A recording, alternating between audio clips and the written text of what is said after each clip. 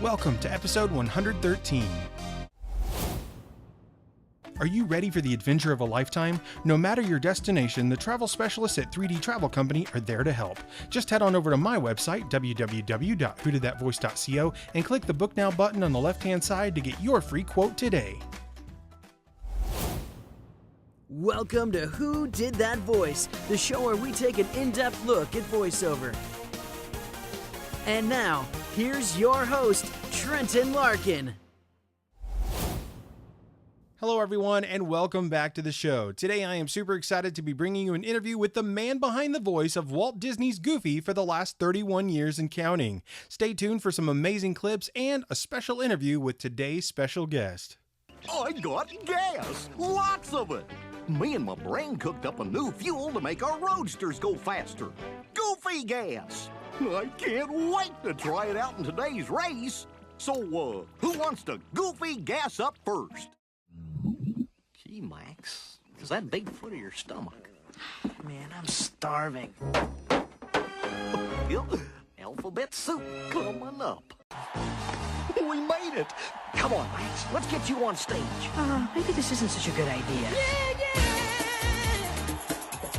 Then again. Now sit back, relax, and enjoy the show. Hello everyone and welcome to another episode of Who Did That Voice. Today it is my distinguished honor to be bringing you an interview with Bill Farmer. Bill, thank you so much for joining me today. Oh, it's my pleasure. Thanks for having me on. Well, it is an absolute delight, and this is a childhood dream come true, so thank you so much for giving me some of your valuable time. No problem. No problem. Well, Bill, the very first thing we love to do when we have a guest on the show, especially for the very first time, is to get to know them. So tell me, who was the young boy Bill growing up, and how did he grow into the man that he is and the actor that he is today?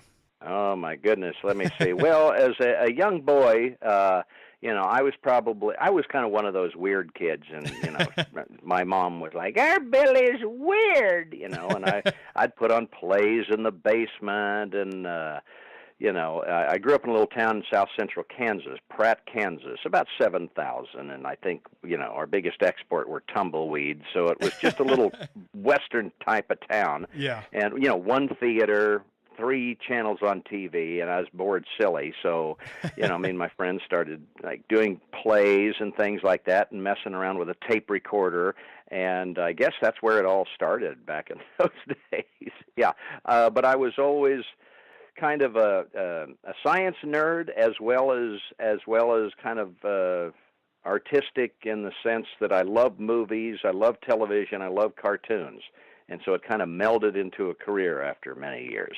Oh, that's fantastic, Bill. Well, thank you so much for diving into some of your earlier years and kind of the young boy that became the man he is today. Oh, yeah. I was always the one, I think when I started, before I actually did voices, I kind of lip-synced. I remember doing that at my grade school once. I think we put on Alvin and the Chipmunks, and I lip-synced to that. So, I've always had a fascination with voices and comedians and impressionists, and that kind of set the stage for the rest of my life. Absolutely. That's fantastic.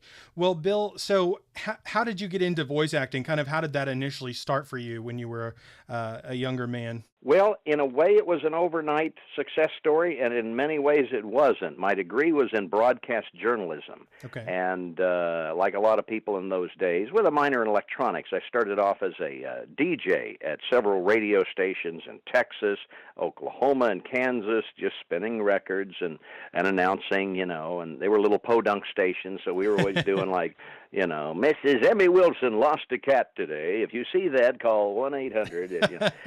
And I would start doing characters, and just to fill time. Small-town radio is a great place to be bad because they didn't care that much. Yeah. They said, play a few records and do the commercials, and you can do whatever you want. So I'd come up, and I found I could do an impression of Wolfman Jack's So I started doing the Wolfman Jack show. And so they thought that Wolfman was at this stage, hey, Wolfman, how you doing? Hey, Bill, how you doing there? And so I would come up with all of these little characters and stuff. Wow. And it got me a nice little following on that. Never thinking that it would really amount to that. Yeah. After doing radio for a number of years, and a couple of years as an electronic technician where I got away from showbiz altogether, back in 1982, I started doing stand-up at a club in Dallas, which is where I was living at the time. And as luck would have it, the host of that comedy club in Dallas, learning what he was going to do later, was a guy named Bill Engvall, who was with, with Jeff Foxworthy and Larry the Cable Guy on the Blue Collar Comedy Tour. Yeah, absolutely. And he was working out his material, learning his craft and everything. And I went up on a Tuesday night where you could do 5 minutes of comedy and stuff. And so I wrote a little routine, and it got a pretty good reception. And Bill said, hey, you ought to give this a shot. So I started coming back week after week. And within a few months, I was starting to do it at other clubs around Texas, Houston, and El Paso and other places. And it just kind of grew until an agent that I was able to get in Dallas said, why don't you go out to Hollywood with all the voices you do and give it a shot? So in summer of '86, I came out to Los Angeles, got an apartment, kicked around for doing some auditions, was able to get an agent. And then in December, they said, do you do any of the Disney characters? And Goofy was my favorite when I was a kid. Wow. And I said, I can kind of do a little Goofy there, and I'd practice the laugh. And so I felt that was pretty close. And, most people can kind of get close to a Mickey if they, if they can do a falsetto. They're kind of in the ballpark. Yeah. And I couldn't really do a Donald at all. I could just go, and that's all I could do. But they liked the audition, and out of about 1,000 people or so that tried out, they liked mine, and now it's been 31 years of doing that. It's hard to believe how long it's been. You've literally been the Goofy of my entire lifetime. So it's quite awesome to be speaking with you today, Bill. Oh, it's my pleasure. And a lot of people say that these days. So it's like, yes, I am getting old. You kind of talked about it briefly about Goofy and your fascination with him as a young boy, kind of leading into my next question of, as a young boy, how much of an impact did Disney as a whole and the character of Goofy have on you as a young boy? Oh, gosh, I remember sitting on my dad's lap and watching The Wonderful World of Color on Sunday nights with Walt. And I did have just a fascination with Goofy. I just thought he was the funniest character. Yeah. And I've always been a big admirer of stand-ups and, funny people. And, so he became my favorite. And, of course, I think everybody, saw, Bambi and Pinocchio and all of those earlier movies and stuff. And yeah. I saw them when they'd show them in the theater. They do reissues and stuff. Yeah. And, you just, anything like, that was kind of fantasy or sci-fi. I was a big sci-fi fan, and I loved all the Sinbad movies with monsters and anything with like stop motion animation or traditional animation. I was just captivated by it, and I think a lot of people were. Absolutely. Yeah, I think one of my favorite stop motion movies was Jason and the Argonauts back in the day when they had those clay skeletons. Absolutely. And I got to meet and sit next to Ray Harryhausen one day when I was doing a signing at a Comic-Con. That's amazing. And which was a big thrill for me meeting him, because The Seventh Voyage of Sinbad was the movie, I think that was his first color movie that he had done stop motion with. And that was the one that when I first saw that as a kid, I thought, I want to be involved with that. I want to do that kind of stuff. And, of course, on television, a lot of the Hanna-Barbera, Huckleberry Hound and Yogi Bear and all of those, and, of course, Warner Brothers. And I've been very fortunate to have voiced a lot of those characters over the years. Absolutely. Yes. Your career is definitely legendary as far as what you've been able to voice throughout your career, both Warner Brothers and Disney and Hanna-Barbera and all of those kind of things. But it's just amazing. It really is pretty. I have a huge smile on my face today, so I can't thank you enough for my pleasure. I mean, it just makes Goofy all that much more real to me. So next time I watch him, I'll be like, I know him. Gosh, oh, shucks. Well, Bill, thank you so much for sharing how much of an impact Disney and Goofy had on you as a young boy. It's fascinating to see that we share such a love for this character and for the company that's made such a wonderful coupling of characters, with Mickey and Minnie and Goofy and Donald. It's just, I don't think there's a kid alive that hasn't grown up loving one of or all of the characters as I love them all, but Goofy definitely cracks me up, from a Goofy movie to, Goof Troop and all of those, silly little shorts where he's, trying to put together a car or whatever he's doing, and he just does it all wrong. But it's just the funniest thing ever, the way they construct those cartoons. No matter what Goofy's in or what format he's been put in, he's always a hoot. Yeah, and it's like, I guess the enduring love that people have for these characters is that, they're kind of, we can all relate to them. We can relate to Donald being upset with everything and getting mad, or that like the world's against Goofy, inanimate objects confound him, and I think everybody's felt Goofy from time to time.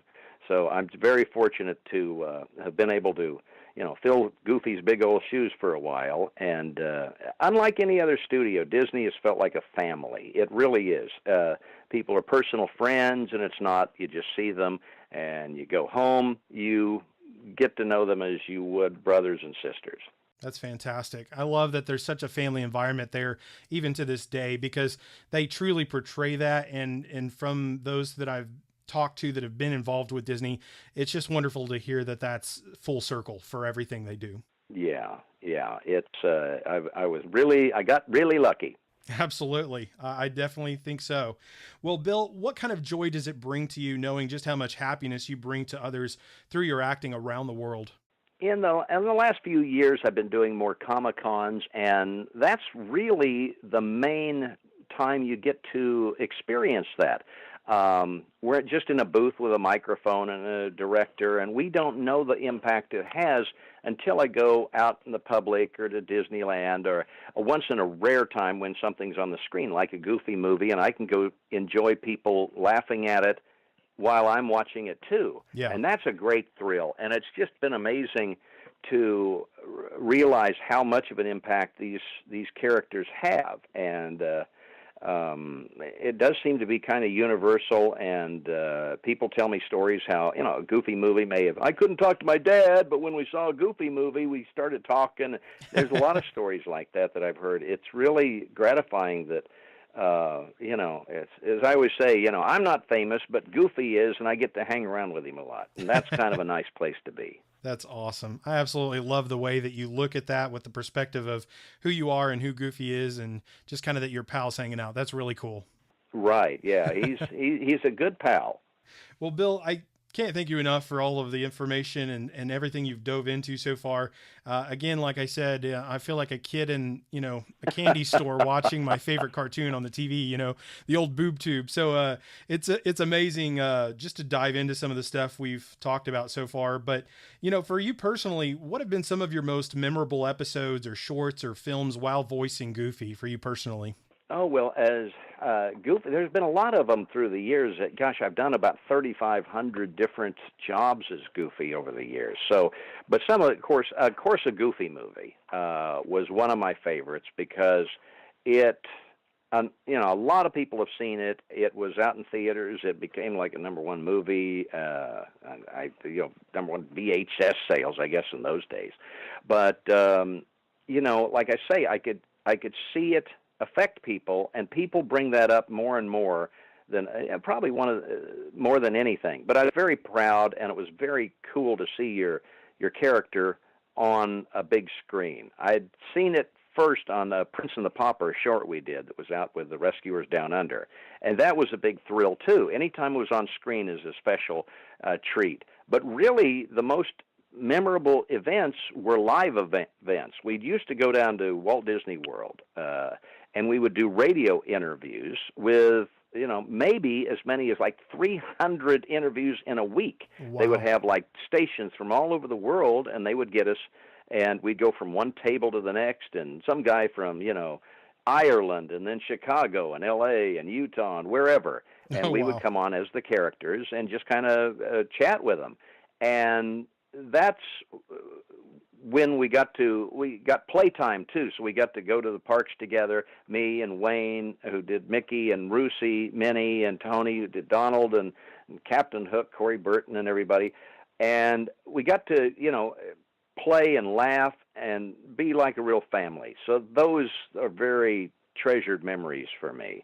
Of course, recently we're doing like the Mickey Mouse shorts where it's kind of drawn, kind of different, but we go back. It's a little more adult humor, a little bit written more for adults, and we've had a Halloween episode that was a half-hour episode where I played Dr. Frankenstein, and that was a special treat, and a Christmas episode, and gosh, there's just a lot of them through the years like Absolutely. that, but those are just a couple. Absolutely. Well, speaking about holiday specials, I think some of my absolute favorites as a kid were some of the ones where they actually had the characters like live action, but there were like the musical sing-alongs, that mixed some cartoon, Right. some live action from the 80s and 90s more so when those came out. Those were Absolutely. so fun to hear the characters doing. And then, of course, like the Mickey's Christmas Carol and all the other wonderful favorite, holiday specials they do around Halloween and Christmas. Those have always been nearest and dearest to my heart because the holidays, especially Christmas time, in the 80s and 90s, the commercials alone that played around these specials and then the shorts themselves from Disney were just, it was all magical, 100% all the way around, Yeah, and we did over the years of records. We did probably 20 to 30 albums, and some of them were like we did one called The 12 Days of Christmas, and we did an ensemble, and we had late Alan Young, who did Scrooge McDuck, and we were singing these songs. And I say, when we got the rare chance of getting in the studio with everybody and, kind of riffing with each other and recording together, which is kind of a rare thing these days. Those were very special times. Absolutely. And Alan Young was an absolute favorite of mine. He was a big character from Adventures in Odyssey for me, Jack Allen. And so Oh, yes. he was an actor that I loved, even in Mr. Ed, the Talking Horse, and, just countless other things. Of course, DuckTales, who couldn't yes. forget that. But, he was one of those pinnacle characters when they did a lot of those musical sing-along things, along with Mickey, Minnie, Goofy, and Donald and Daisy.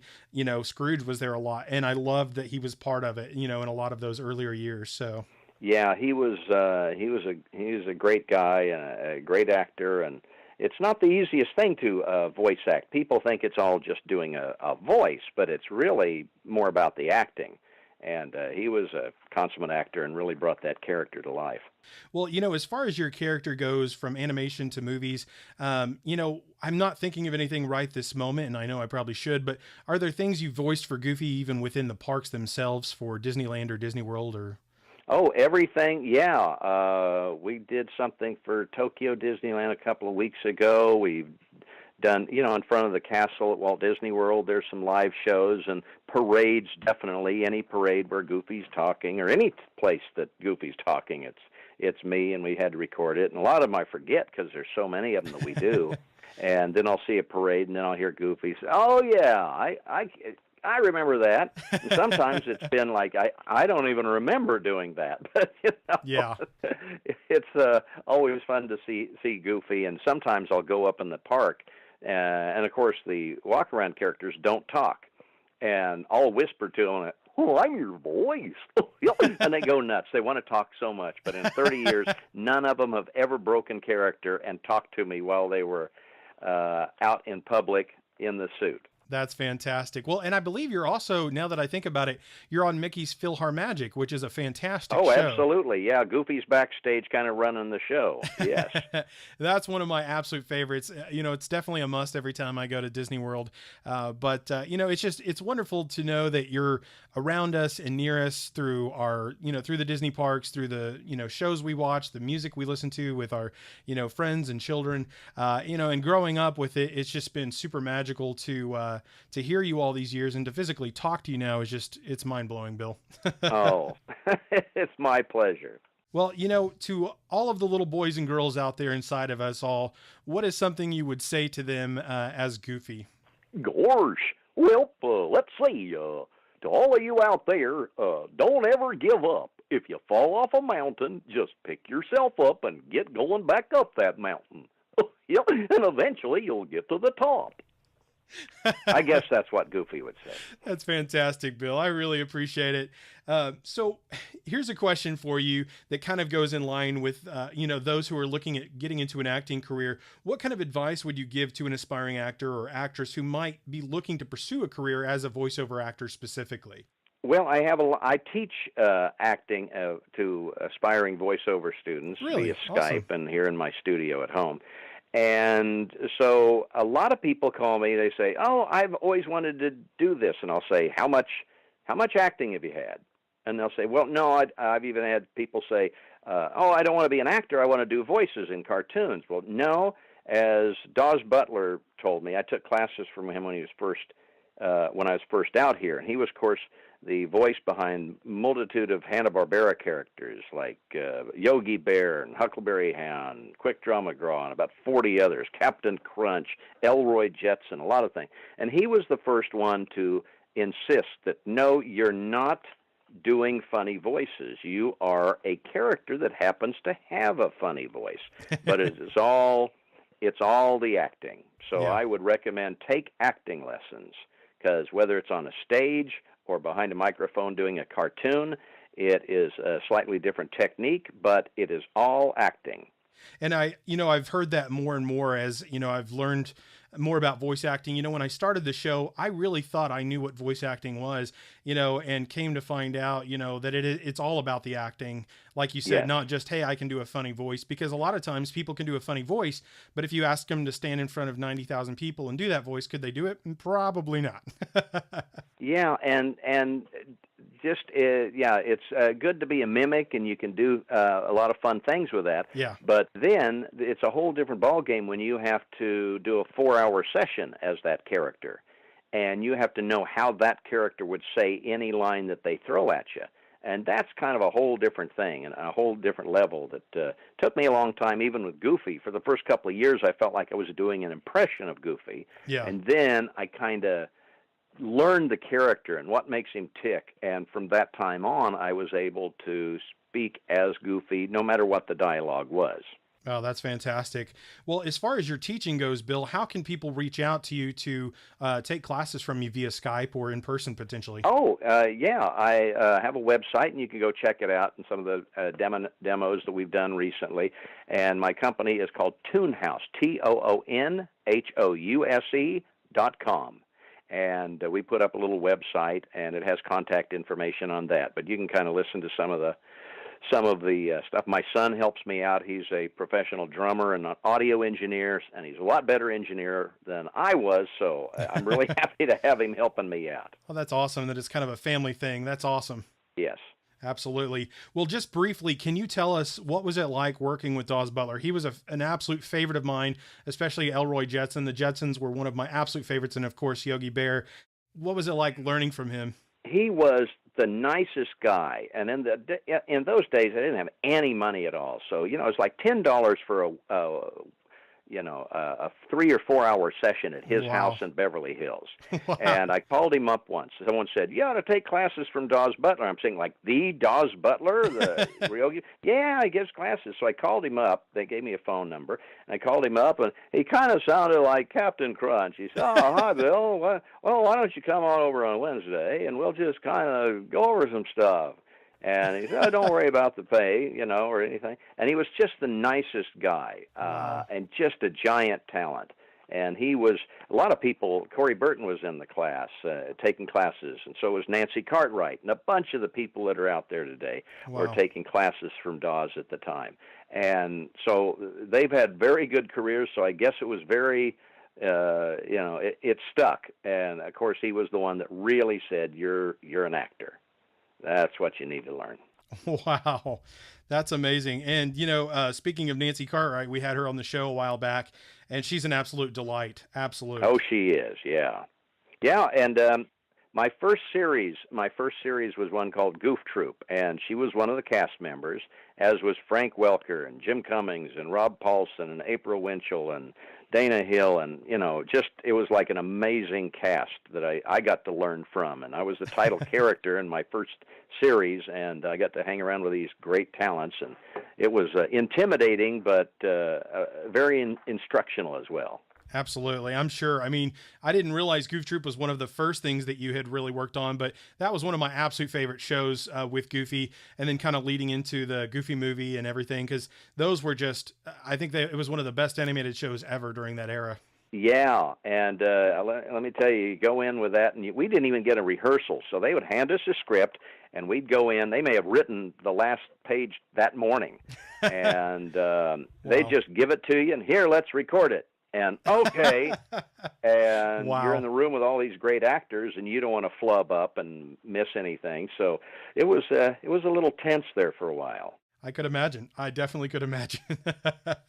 Wow. Well, you definitely worked with some amazing talents throughout the course of your, 30 plus years, 31 years as Goofy. It's amazing to have been able to talk with you. But I have one final question for you today, Bill. And that question is, what is the legacy that you want to leave behind? Well, Wayne Allwine, who was the voice of Mickey Mouse until he passed away in 2009, put it best. He says, we just get to kind of carry the torch with these characters for a while, and we just hope we do it justice. And that's a very good way to put it. I just hope that people enjoy what I'm doing, because I certainly enjoy doing it, and I get a kick out of seeing people enjoy it. And it's just, I hope people like the old Goof, and I hope I'm doing him a good turn by voicing him. Absolutely, Bill. Well, I would definitely say you've done an amazing job with Goofy in your 31 plus years of voicing him. And I can't thank you enough for your valuable time today and for chatting with me about one of my absolute favorite childhood characters of all times and lifelong characters. I've loved him forever, and I always will. So thank you. Gosh, it was my pleasure. Bill, as we close out today's episode, would you please do me the supreme honor of closing out today's show as Goofy? Gosh, folks, thanks for listening, and I'm glad that I didn't mess up too bad. This is Bill Farmer, and you're listening to Who Did That Voice? Well, everyone, I sure hope you enjoyed today's episode with Bill Farmer, the voice of Walt Disney's Goofy for the last 31 years and counting. And if you did, please find me on Facebook, Twitter, or Instagram by searching Who Did That Voice. I would love to hear from you.